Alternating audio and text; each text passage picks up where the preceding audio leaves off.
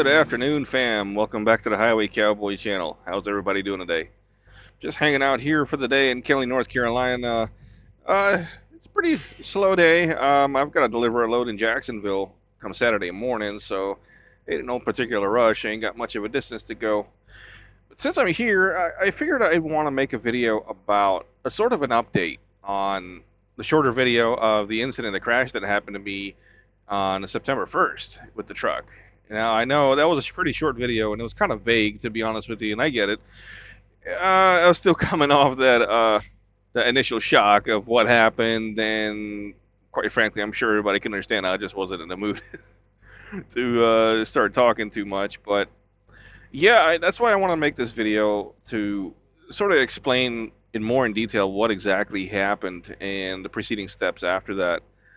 So initially, what happened was I think I started my day in South Carolina, yeah, for the day. It was an early morning, and I started heading towards Goldsboro, North Carolina, to make a delivery.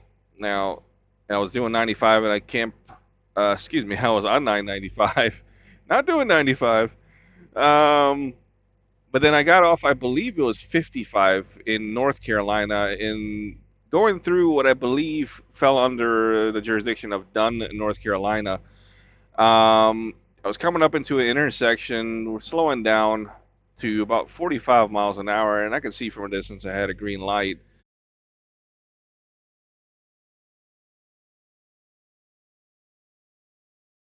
Um, so I was doing the 45 coming through the intersection. It was starting to get busy. I think at that time it was a little bit of a rush hour starting up. And I was going through that intersection where I did see a vehicle.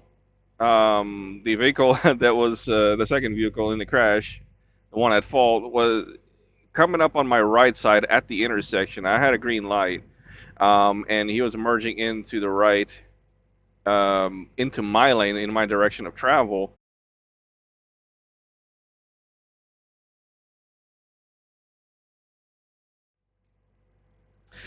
So he initially yielded as a yield sign in the intersection. You can make that right turn on red, which I initially thought he saw me because he did stop, he did look, but in the very last minute he decided to hit the gas, and I guess he didn't see me because at that point I saw him come in, and I basically started to hop curbs. There was a little bit of a curb there on the intersection you'll probably see in the pictures.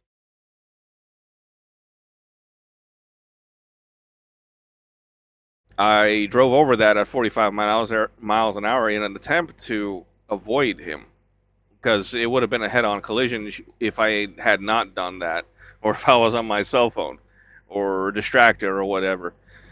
So I made that left in an attempt to avoid him hopping that curb.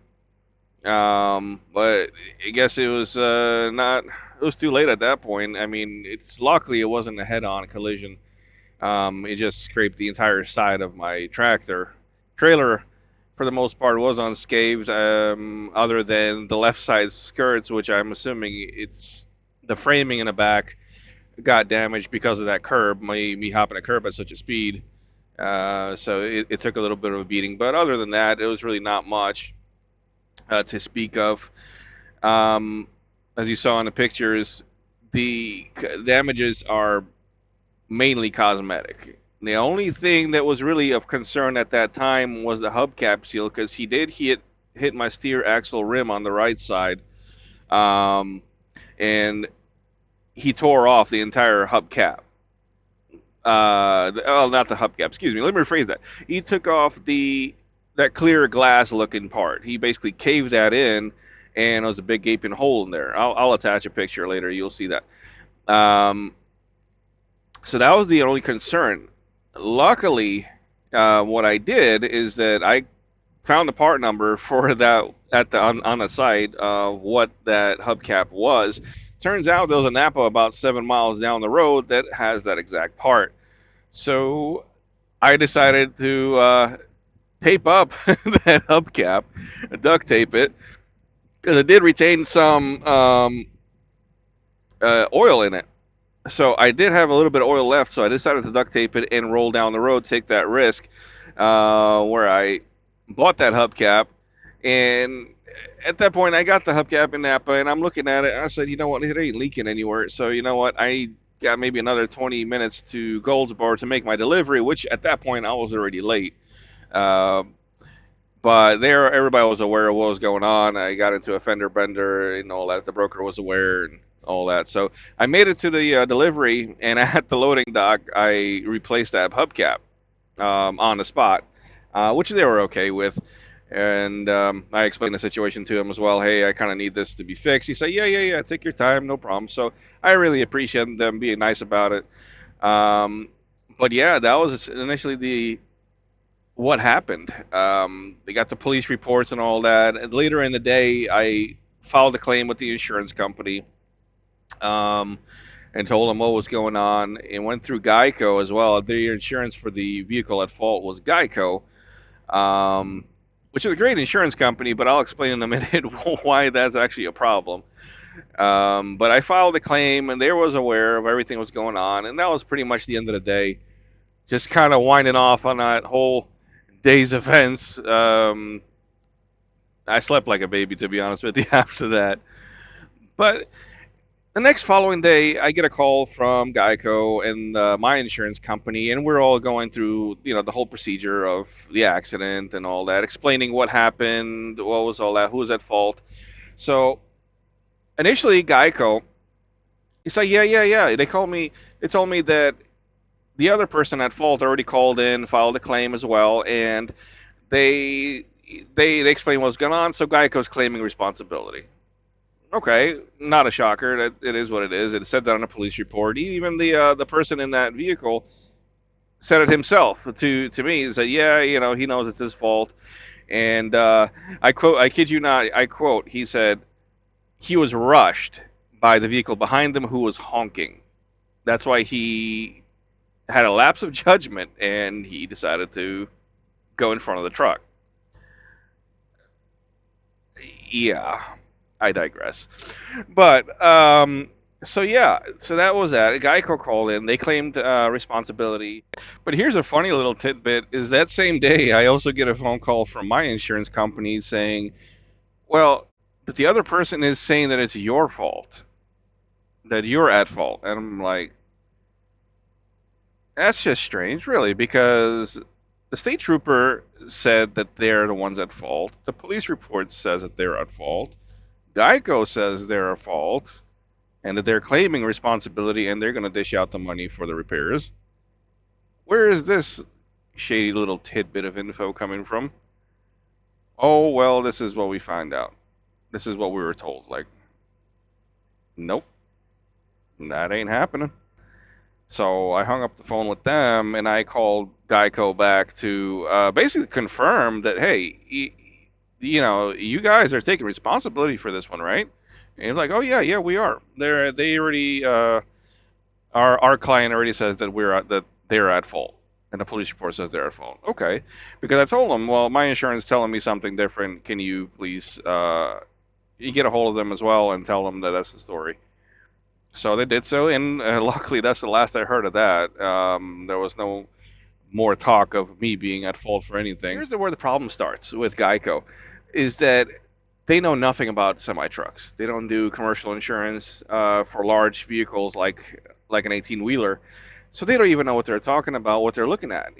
So on the phone with them, they were essentially telling me, "Oh, we got to set you up with an appointment to take pictures for a claims adjuster at an automotive collision center, close to my area." But here's this. This is my first thought: is that they're not going to know what they're looking at. You know, they have nothing to do with large trucks. So how can they quote out or give an estimate that will be realistic? But okay, I'm going along with it for the time being. Let them do the thing. And lo and behold, 2 hours later, I get a call back from Geico. And he said, "Yeah, two collision centers in your area are turning you down." Shocker, right? They said they're not equipped to do my type of vehicle. So you know, so during that time in that 2 hours, I already know what to expect. I know this is going to be a problem. So I called in a Rush Truck Center, the body shop that's closest to me, um, to set up an appointment. I explained to them what's going on, and yeah, so they're, I plan to go to them to have the body work done in the paint shop, all that. So and then yeah, so anyway, Geico calls me back, and they tell me, well, yeah, you get turned down. So we're gonna have to send the claims adjuster to your residence, to where you keep the truck. Okay, all right, if that makes you happy. So I think it was about 3 or 4 days later. I head back to the house, and I set up an appointment with that claims adjuster. He came, took pictures. He told me the same thing. I'm gonna take pictures because I have to, and I have to submit something. But again, they don't know what they're looking at. They have no idea. So luckily, the very next day, I had that appointment to go to the body shop, the Peterbilt body shop. They took their pictures. They did all the things they need to do. And a couple of days later, I get the quote in the email, which I have to submit to Geico, which I actually did already. But um, yeah, hitting trucks are expensive. So the damages to my truck are a grand total. You ready, guys? $22,500. That's including labor, including the paint, which I'm told the paint job on my truck is one of the most expensive ones that Peterbilt makes because it's like a tri-coat. It's one of those paint jobs that just depending how the light hits it, it changes colors. Sometimes it's green, sometimes it's blue. Nighttime it's black, and it's got the metallic pearl, all that stuff going on. So yeah, it's not a cheap color. So the paint, the labor, the parts that need to be replaced, which some of them are custom parts, they're not OEM from factory. So chasing those things down, where I'm sure is a pain in the butt for Peterbilt as well. But yeah, $22,500. You know, that's I don't know how Geico's going to take it, or how the other guy's insurance is going to reflect that little incident. But yeah, it's a lot of money. But so, and I here's another thing that people need to remember if you ever find yourself in a situation is that the estimated time that her truck is going to be in a body shop is about 3 weeks to a month. Okay, that's a lot of downtime. Now, if a person hits your truck and it's not your fault, you can claim the loss of work on the same insurance claim. Hey, you're an owner operator. If you're like me, I have a single truck, and my only trailer.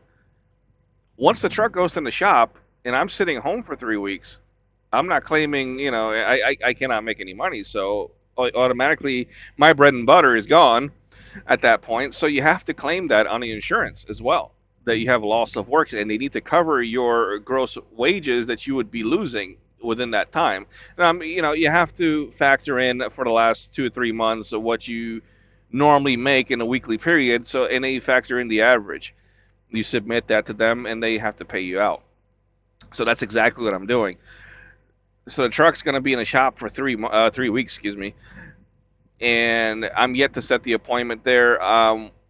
Where I am in the process now of all of this is, um, I'm waiting for Geico to give the 100% official okay for the estimate that I've submitted them from the Peterbilt Body Shop, um, because I guess they need to do their preliminary work, or the official, make it official basically. Even though they did tell me they are claiming responsibility full well, but I think I probably wasn't expecting that amount either, seeing that they deal with cars.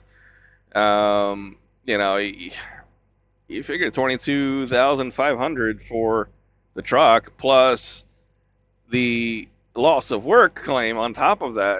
That's more than that car is worth over there that hit me. You put all that together.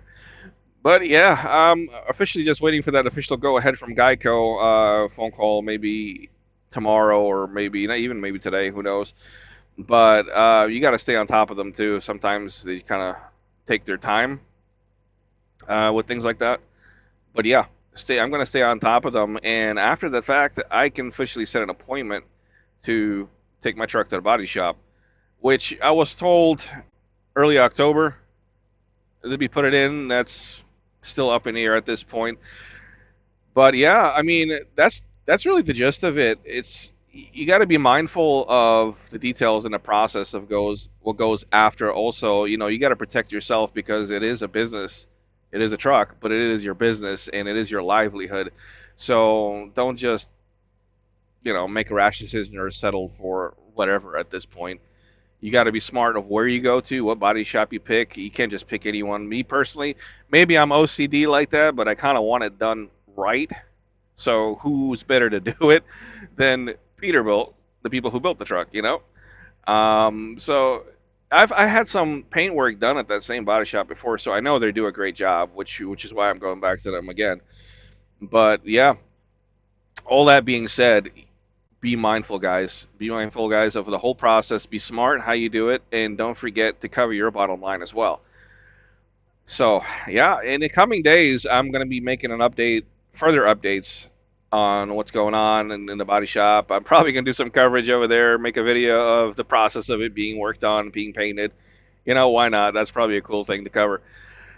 So, yeah, with that being said, guys, that's kind of the gist of it. I'm going to attach some more pictures explaining what exactly happened. In the pictures you'll see in the map that I attach is vehicle one will be me, the truck, the way I was traveling, and the vehicle two would be the vehicle at fault, the Toyota RAV4, I believe was it, yeah. Yeah, I'll attach those, and I'll reattach the damages at site and the picture of that hubcap damage. Closer zoom, I think the initial video was a little bit far away, and it was hard to tell what was going on that hubcap. But yeah, that's that's it, guys. That's really more an extended version of what that was all about. What did I do after the fact and the whole process? But yeah, guys, feel free to leave a comment. What do you guys think? Or maybe something you would do different, or share your opinion, express your thoughts. It's an open topic for everybody. So on that note, guys, I encourage everybody to like and subscribe if you haven't done so already. And yeah, I'll keep you guys updated. You guys stay safe out there. Keep the shiny side up and the dirty side down. Try your best and never keep your face in that phone because believe me, if I was not paying attention at that moment, it could have ended very differently. So, all right, guys. See you later.